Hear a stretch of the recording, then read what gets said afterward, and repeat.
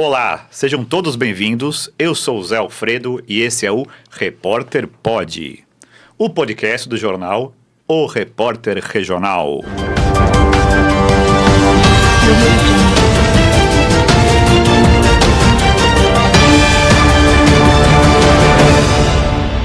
O convidado de hoje é empresário do setor de transportes, construção civil, células fotovoltaicas. Ele é filho do pastor Nelson e da dona Leonor. Exato. Ele é do Partido Democracia Cristã, um partido pacifista, que não gosta de extremos. Seja muito bem-vindo, Adilson Lima. Muito obrigado, Zé Alfredo, meu doutor, né? Isso. Muito obrigado pelo carinho em nos convidar e nos dar essa oportunidade de estar falando aos eleitores de Cotia nesse podcast que eu tenho certeza o Repórter Pod será, já iniciou com sucesso. Muito obrigado, Adilson. E vamos começar com uma pergunta importante sobre saúde pública.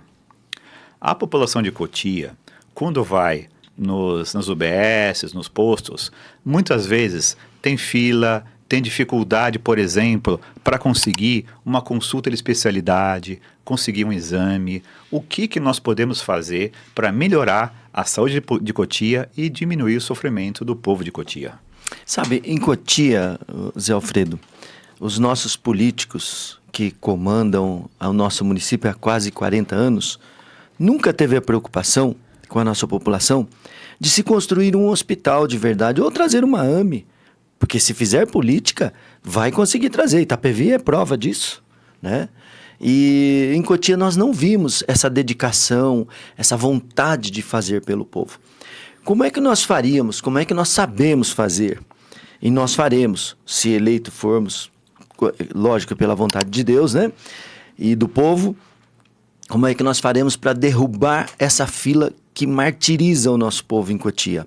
Nós vamos fazer parceria com as clínicas particulares da iniciativa privada, que tem um custo pequeno até para a prefeitura, e nós vamos derrubar as filas da espera pelas consultas de especialidades. E como é que nós faremos, então, com os exames? E aí, com os exames, que parece ser um bicho-papão, mas não é um bicho-papão. Você deve ter um plano de saúde, eu tenho... Somos minoria, com certeza, que a gente paga uma certa fortuna por isso, porque o Estado não nos oferece esse suporte na saúde, nós temos que pagar mais uma vez, além de pagar os nossos impostos. E quando nós recebemos um pedido médico de um exame, nós vamos a um laboratório credenciado pelo nosso convênio, e o nosso convênio paga uma ninharia pela tabela médica. O que quer dizer que se você vai a um convênio hoje fazer um exame que custa R$800, o convênio paga no máximo R$80. Por que não pode haver esse convênio também com a prefeitura? E tem mais, dá inclusive para ajudar o empresário, que é o do laboratório, que você pode levar a sua população naquele horário de ociosidade. Né? Eles têm mão de obra, equipamentos, mas estão ociosos. Hoje nos laboratórios, não sei se você tem frequentado, eu fiz há pouco tempo um check-up, a maior demanda é até as 10 horas da manhã. Das 10 em diante, com aquele monte de gente com pouco trabalho. Numa parceria com a prefeitura, eles podem beneficiar a prefeitura no custo, nós beneficiamos o cidadão diretamente, porque ele já vai fazer nos melhores laboratórios que nós temos, né? E ele também acaba sendo beneficiado porque ele emprega melhor aquela mão de obra e é remunerado por isso. Sim, pode ser uma parceria, né? Com certeza, com certeza. Existe na saúde pública uma repartição de responsabilidades. Tem as verbas que vêm do SUS, federais, tem a verba própria do município. E o SUS foi criado pela Constituição de 88 e é polêmico, né? Embora eu defenda o SUS, acho importante, queria saber a opinião do senhor. O senhor defende o SUS, acha que ele tem que ser modernizado, tem que ser mantido? Qual a sua posição em relação ao SUS de maneira geral? Eu defendo o SUS. Eu não tenho muito conhecimento sobre o SUS, mas eu defendo, até porque eu já ouvi muito que o SUS, já da maneira como ele foi implantado, da maneira... Hoje precisa mudar algumas coisas, porque você sabe que o governo parece que para no tempo, né? É impressionante. Tudo moderniza, tudo caminha para o progresso e o governo para no tempo. Mas quando se implantou, ele era exemplo para outros países, inclusive. Vamos falar de segurança? Bora! Eu fui morador da Grande Viana e minha casa foi assaltada 2 vezes. Depois me mudei para o Jardim da Glória, ali é João Paulo Abos, Conheço. os prédios onde eu fui professor lá daquela faculdade Europan, Estácio. E aí o pessoal dos prédios foi assaltado na rua ali, por falsos motoqueiros ali. Conclusão, problemas de segurança existem em todos os bairros, atingem todas as classes sociais. Embora eu respeito muito a guarda de Cotia, eles têm o valor deles, é ok, mas a segurança de Cotia precisa de uma repaginada, né? Precisa melhorar bastante. O povo está sofrendo muito com questões de assaltos em todos os bairros. É lamentável que, assim, fazendo justiça na minha fala, a segurança ela está precária no Brasil todo.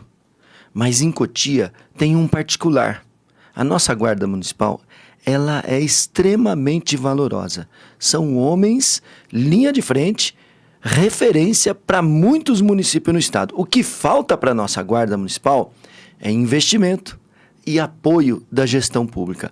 Nós temos guardas, nós teríamos que ter hoje, em média, uns 600 homens na guarda. Nós não temos mais que 280 homens, se todos na ativa. Quer dizer, o município tinha 400 homens na guarda, tinha 100 mil habitantes. Hoje nós estamos batendo na casa dos 300 mil e a guarda ainda diminuiu. Eles são valentes, eles são guerreiros, porque eles ainda fazem muito. Porque toda vez que você precisa de uma assistência com a segurança, é a guarda que aparece. Imediatamente é a guarda. Eu não sei nem como eles fazem isso. Não tem viatura. Faltou renovação dos coletes balísticos. Estavam colocando nossos homens da guarda que estão ali para nos proteger, colocando a vida deles em risco por uma incompetência, por uma irresponsabilidade administrativa, né? Então é assim, você está falando da segurança, nós estamos nos jornais todos os dias, e não como referência de bem, mas sim como assalto. Projota, antes de ontem, foi sequestrado, só que na noite do Projota ele destacou mais, porque ele é um artista famoso, mas nós tivemos 3 sequestros na mesma noite. É absurdo.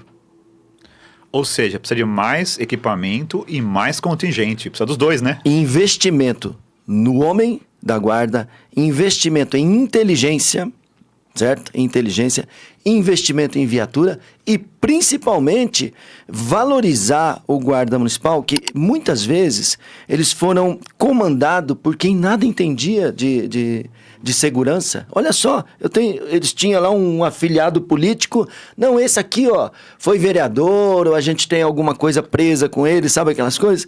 Ele vai ser o secretário, mas o cara não tinha nenhuma afinidade com a segurança, né? Quando deveria, certo? Se privilegiar o homem de carreira para assumir o comando da nossa guarda.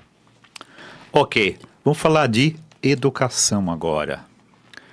O que o senhor tem a dizer para os pais das crianças que vão frequentar uma escola em Cotia, para elas poderem ter certeza de que seus filhos vão encontrar um ambiente saudável, seguro, produtivo? E vou fazer uma segunda pergunta emendada, né? E para os funcionários da educação, os professores, funcionários, todo o entorno, para os profissionais da educação, o que nós temos a dizer? Para os pais dos alunos, são 2 perguntas, para os pais dos alunos e para os profissionais da educação. Zé Alfredo, é assim, o que fizeram com os funcionários públicos é, no mínimo, uma covardia.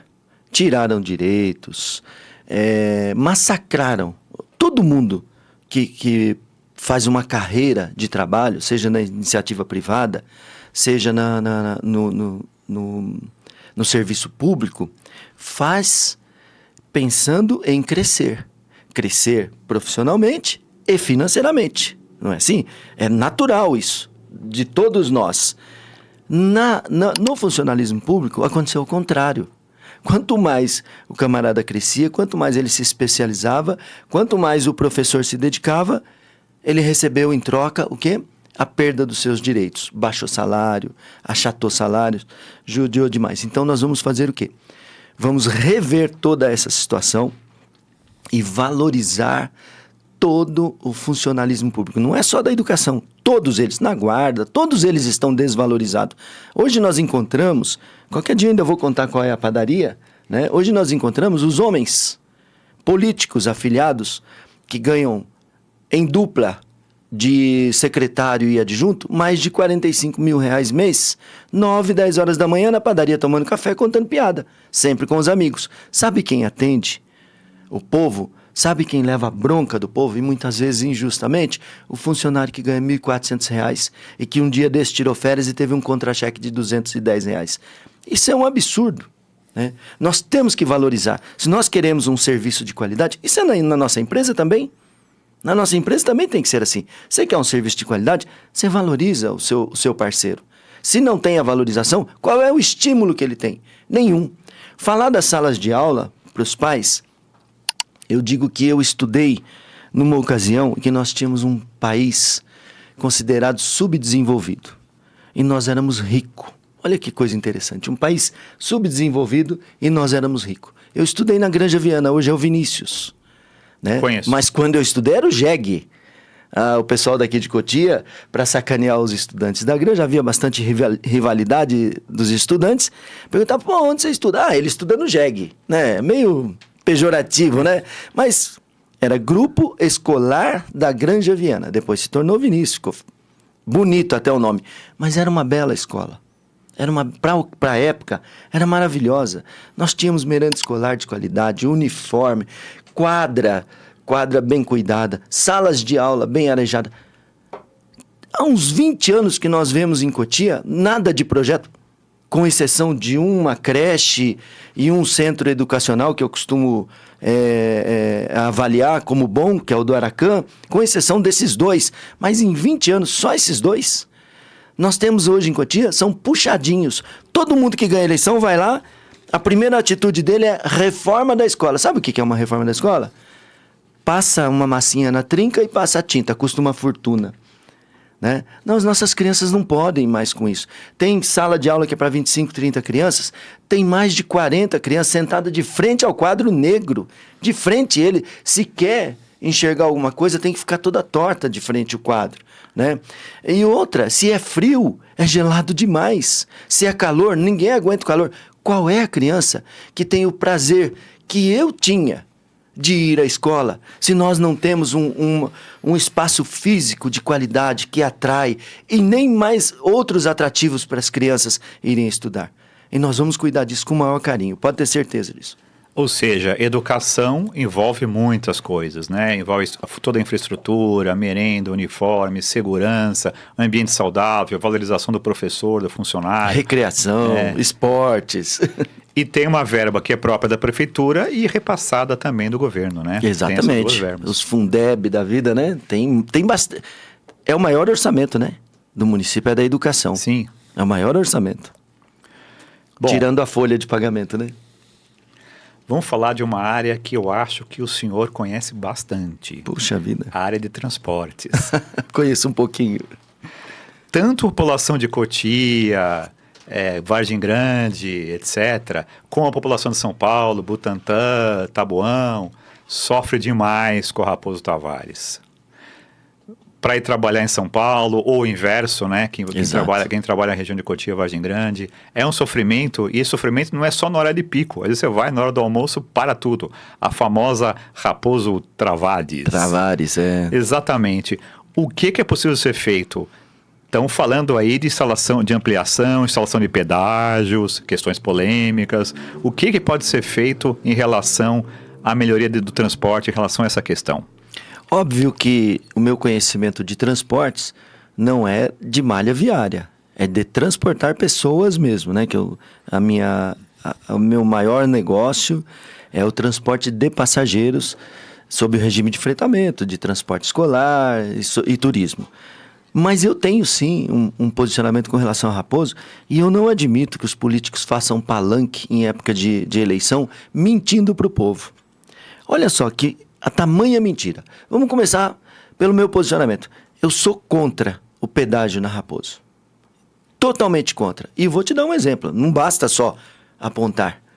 Tem que dizer por quê. E eu vou te dizer por quê. Nós temos hoje uma calha rodoviária na Raposo, de 50 metros mais ou menos. Mas nós temos aqui um exemplo, a Castelo Branco, 300 metros, 8 faixas. Criou-se a Expressa, dizendo que ali quem pegava a Expressa pagava o pedágio, mas também chegava mais cedo. Mentira!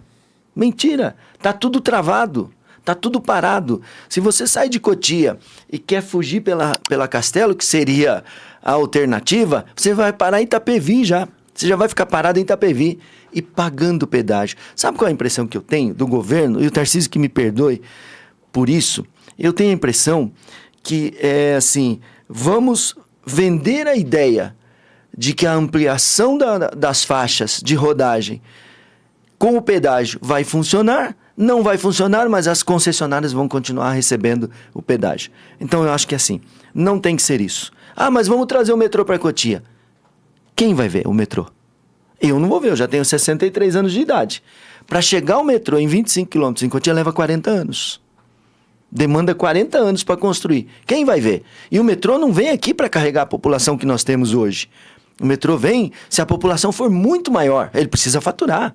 Ele não pode ter prejuízo. Ele precisa ter lucro. Como é que se resolve isso então, Adilson? Na minha humilde opinião. E eu já vi o prefeito, inclusive, copiando essa ideia. Cria-se a faixa exclusiva. Vai aumentar uma faixa na rodovia. Cria-se a faixa exclusiva de ônibus. Troca essa frota. Nós temos ônibus articulados, muito confortáveis. O Brasil, eu falo isso, o Brasil, e pouca gente sabe disso, o Brasil tem uma das frotas mais confortáveis e mais bonita. Só não aplicam em todos os lugares. É que há diferença. Não tem em todos os lugares. Cotia, por exemplo, não tem. Cotia não tem. É uma vergonha o transporte em Cotia. Mas nós temos a Marco Polo, as encarroçadoras do Brasil, até a própria Irizar, que é, se não me falha a memória, é do México, né? São extremamente competentes na construção de carrocerias de ônibus com conforto e segurança, né? Então o que precisa? Criar o corredor de ônibus, criar a faixa azul para os motoqueiros, porque já está comprovado, certo? Que a faixa azul diminuiu em 76% os acidentes em São Paulo, nas avenidas que foi colocada a faixa azul. E ainda os outros 24 que sofrem acidente, a gravidade é menor. Então, temos que colocar na Raposo Tavares, aumentar uma faixa, colocar o transporte, e esse transporte, ele fazer ponto inicial e ponto final no metrô. Aí eu tenho certeza que daí para frente, sim, você pode vir construindo o metrô, porque ele vai demandar tempo, mas você resolve o problema hoje. Não é pedágio que vai resolver. O prefeito, agora sim, agora o prefeito. O prefeito tem que pegar as vias paralelas e interligar os bairros com avenidas. Nós não temos uma avenida de progresso bonita. Cotia não tem. Qualquer lugar que você for, tem uma avenida, traz grandes lojas bonitas, gera emprego, bem-estar. Nós não temos. Vamos aproveitar isso e interligar, por exemplo, Tijuco Preto, né, ao Jardim Sandra. Nós temos o caminho ali fácil de desapropriação, porque quase não tem construção, né? E você interligando, você já vai começando a tirar parte do trânsito da Raposo, porque as pessoas que trabalham ao longo da Raposo, elas já vão ficando nos seus locais de trabalho, nos seus postos de trabalho. Só quem vai para São Paulo mesmo é que continuará pela Raposo. Então, pedágio não. E lembrando que a concessão das empresas de ônibus passa pela prefeitura, pela Câmara dos Vereadores, né? A concessão, a Danúbio Azul é a concessionária do nosso transporte municipal. E também é do intermunicipal. Quem regulamenta, quem fiscaliza, quem concede o transporte intermunicipal é a EMTU, né? O municipal nós nem temos mais. Você vê, eu ajudei inclusive a formar o decreto do transporte urbano municipal, intermunicipal e o municipal e intermunicipal, depois que veio a MTU. Antes era só municípios.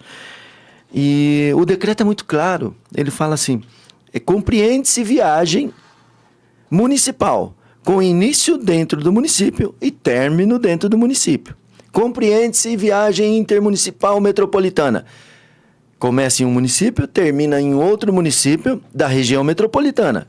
Compreende-se viagem intermunicipal estadual, de um município para outro município fora da região metropolitana. Aí você tem Caucaia. Caucaia pertence a quem mesmo? Cotia. Cotia? Não para a MTU. Porque o morador de Caucaia paga tarifa metropolitana. É como se ele pegasse o ônibus em Caucaia e tivesse que ir a São Paulo. É um absurdo isso. Quem teria que tomar a iniciativa disso? A prefeitura, o governo municipal. Teria que tomar a iniciativa, porque ele teria que obrigar que a Danúbio fizesse a linha municipal. Caucaia, Terminal Cotia. E a Danúbio é antiga aqui em Cotia. Quando eu era criança... 50 anos. Eu morei no quilômetro 39 ali, quase a entrada de Caucaia, perto do Recanto Verde ali, né? Aí já tinha Danúbio Azul e tinha o Cometa que vinha de Sorocaba. Sim. Que era a flecha de prata. Flecha tal. azul. Flecha azul, é. Flecha azul. Então a gente tinha essas duas opções para ir para São Paulo. É. Isso... E a ponte. Lembra da ponte? Comecinho dos anos 70. Pontur. Eu era criança. É. Cometa e Danúbio Azul, eu lembro. Não, e tinha a ponte depois. A ponte vinha de São Roque e São Paulo também, lembra? Sim, sim. Mas eu posso te contar uma historinha? Claro, à vontade. Assim, hoje as pessoas falam, enchem a boca para dizer tarifa zero. Olha só que interessante. Não tinha essa nomenclatura, né? Mas o meu pai, meu orgulho, meu pai, minha mãe, né? Lá atrás ele já enxergou isso. Pastor Nelson. Pastor Nelson. Isso há mais de 40 anos. Ele já enxergou isso. E sabe qual era o problema que ele estava enfrentando? Exatamente com a Danúbio Azul. A igreja dele é aqui ao lado do Sacolão, e as pessoas vinham de Caucaia, de Vargem Grande pertencia a Cotia, Caucaia, Vargem Grande, Engenho, de todos os lugares do município vinham as pessoas. E a Danúbio, como sempre foi dona do transporte, ela sempre foi a que faz o que quer e como quer, ela chegou para ele e disse assim, olha... Está lotando os ônibus, só que o nosso ônibus passa no portão, chamava portão aqui, né? Aqui onde é o Açaí hoje. O Açaí, era ali. Os nossos ônibus vão passar ali para Caucaia e Vargem Grande às 20 horas e 30 minutos. Meu pai, olha, eu estou lotando um ônibus só ali na igreja. Vocês poderiam colocar um ônibus que saísse dali para Caucaia, para Vargem Grande, porque eu garanto a lotação deles para vocês, mas às 21 horas. Não, se você quiser, é às 20h30, é nossa norma e ponto final. Lá atrás, há mais de 40 anos isso. O que ele fez? Tomou a iniciativa, foi lá, comprou os ônibus, certo? Foi aí que nós começamos a tomar gosto pelo ônibus, comprou os ônibus, falou, a partir de hoje ninguém paga mais transporte para vir para a igreja. Tá aí os ônibus. Hoje você pode ir ali ao lado do ginásio de esportes, você vai ver, até hoje, tá lá, o ônibus com transporte gratuito. Lá atrás começava o tarifa zero, através do pastor Nelson. Adilson, vamos falar um pouco de meio ambiente? Quando eu era criança, às vezes a gente pegava um táxi lá em frente à matriz ali, e os táxis tinham pendurado no painel uma flâmula, escrito Cotia, Cidade das Rosas. Lembra disso? Lembro, eu conhecia e hoje em dia, Roselândia. E hoje em dia Cotia é a cidade do cimento, né? Só que ainda temos matas, ainda temos parques. O que fazer para preservar a natureza de Cotia, para explorar esse potencial ecológico de turismo que Cotia tem, que está muito subexplorado, né? O que o senhor acha da questão ambiental em Cotia? O que nós podemos fazer em relação a essa situação? Fazer valer a lei, aplicar a lei. Né? A lei não é para todos aqui, não. A lei é para os não amigos. Para os outros, derruba-se tudo. Limpa-se tudo, constrói do jeito que quer e depois se regulariza. Da forma deles. Fazendo valer a lei, há uma maneira de se preservar. O progresso está aí, nós não podemos negar isso. Né? O progresso está aí. A verticalização vai acontecer? Deve acontecer, o progresso está aí, mas tem que ter responsabilidade, tem que ter a infraestrutura. Os empresários, eu também participo um pouquinho desse ramo, eles estão abertos, eles têm vontade de ajudar, inclusive, dando uma contrapartida, certo? Vai construir um prédio, mas tem uma escola, tem uma avenida para escoar o movimento, tem um posto de saúde, os empresários participam. É que a visão dos nossos administradores não é essa. Não é do bem comum, é do bem para si próprio. Entendeu? Eles não usam o poder para fazer aos outros, e sim para fazer para si só. Né? Então, o meio ambiente, ele sofre com isso. Se há desmando, se as pessoas desmatam onde não poderia. Eu, por exemplo, se eu tirar uma palmeirinha, eu vou preso. Mas eu já vi arrancar na estrada de Caucaia, em imóvel de um ex-prefeito, araucária. E não foi uma, foram muitas araucárias. Né? A visão deles é de imediatismo e de enriquecimento. Por falar em dinheiro, o que o senhor acha dessa polêmica, dessas majorações de IPTU? Porque a pessoa que tem uma casinha aqui, às vezes tem dificuldade de pagar o seu IPTU, né? Como que o senhor encara essa situação? O senhor como prefeito, como vai encarar essa situação da taxação do IPTU? Houve alguma majoração, depois foi postergada? É uma polêmica importante essa. Para o habitante de Cotia, para que ele tenha uma casinha e é tratado como se fosse uma pessoa que tivesse um palácio. Zé Alfredo, eu vou te falar uma coisa. Se foi postergado, não foi para mim. Porque eu paguei integral e muito caro. E eu falo, abertamente, eu pagava em média R$ 4.800 a R$ 5.000 por ano de IPTU. Se você quiser, não sabia que você ia tocar nesse assunto, eu teria trazido. Eu paguei esse ano R$ 15.000 de IPTU. Não tem lógica, não faz sentido, não tem nada em contrapartida. Nós não temos avenidas, nós não temos ruas, tudo esburacado. Estão fazendo um recapeamento que é igual Sonrisal. Se esquentar e cair uma água, derrete. Ferventa e derrete, desmancha tudo, né? Então, assim, o IPTU, certo? Em Cotia, ele foi tão, assim, de uma forma desesperadora de arrecadação, que eu tenho um outro imóvel, que eu faço uma locação, e eu não sei como que o drone se posicionou, que o teto, o telhado da minha casa fez sombra à frente. Eita. E eles cobraram o IPTU pela área construída da sombra. Cobraram até a sombra. Então, é assim, é um absurdo. Você vê que o interesse era de arrecadação, de encher o cofre, mas o cofre continua vazio. Não é verdade? Então, assim, um absurdo. E o pior, né? A cara de pau de vir hoje e dizer assim, nós vamos rever o IPTU. De que forma? Estão aí há 4 anos, 8 anos, aplicaram isso e agora vão rever? Mas quando? Depois que todo mundo já pagou? Ou que já foi para cartório? Porque agora você não paga, vai para cartório também. Negativa seu nome, entendeu? Tem gente vendendo imóvel de medo de perder o imóvel porque não consegue pagar o IPTU. A cidade é Cotia, mas o IPTU é de Dubai. A cidade o quê? É Cotia, mas o IPTU é Dubai. Você entende? Então, assim, e não é só as casinhas pequenas. Quem tem casa grande também está sofrendo muito, muito com isso.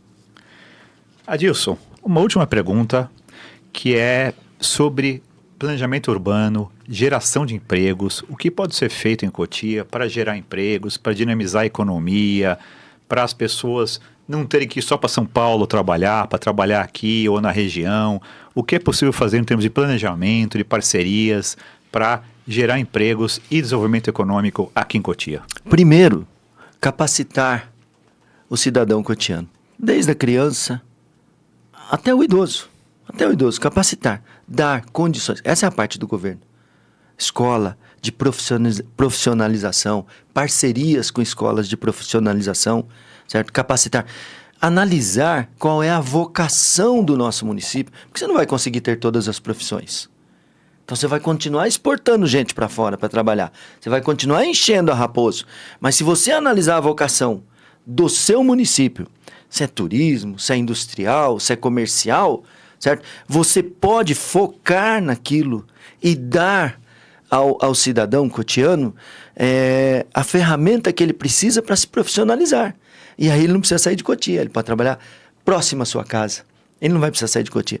Nós tínhamos exemplo, eu digo que, quando eu falo que na minha infância o país era subdesenvolvido, mas nós éramos ricos, hoje o país é rico e nós somos muito pobres. Nós tínhamos aqui o Sverre Munch, a escola Sverre Munch. O seu Munch bancava do próprio lucro uma escola industrial que eu fui fazer teste, passei e fiz o início.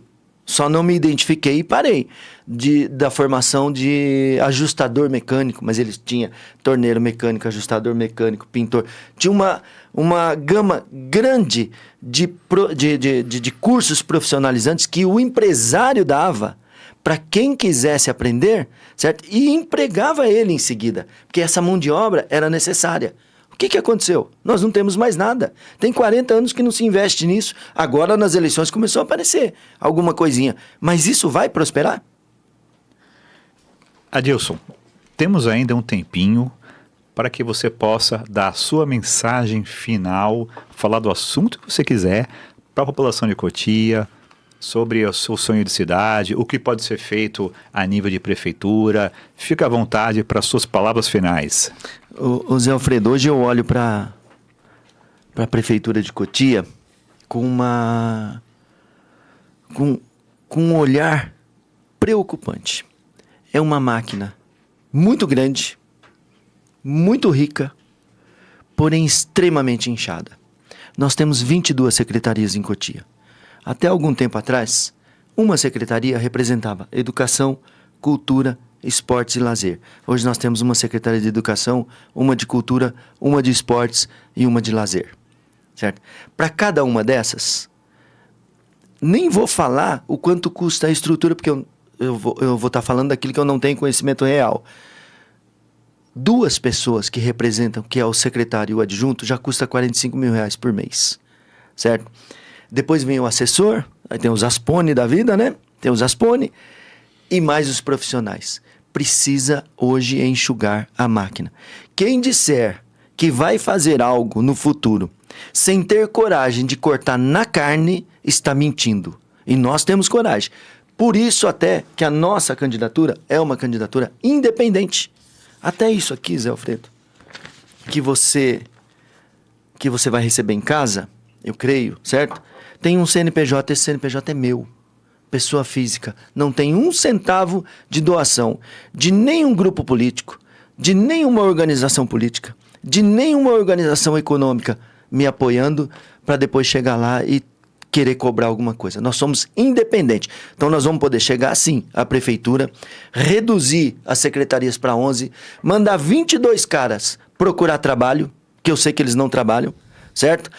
Agregar as secretarias no número de 11 e aí começar a ter caixa para começar a fazer alguma coisa para a nossa população. Só tem um jeito. O resto é tudo promessa.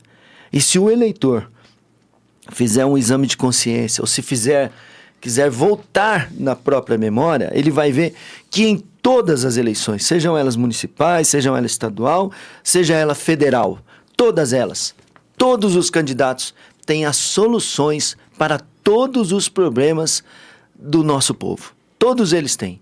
Eles entregam para nós, durante a campanha política, o paraíso.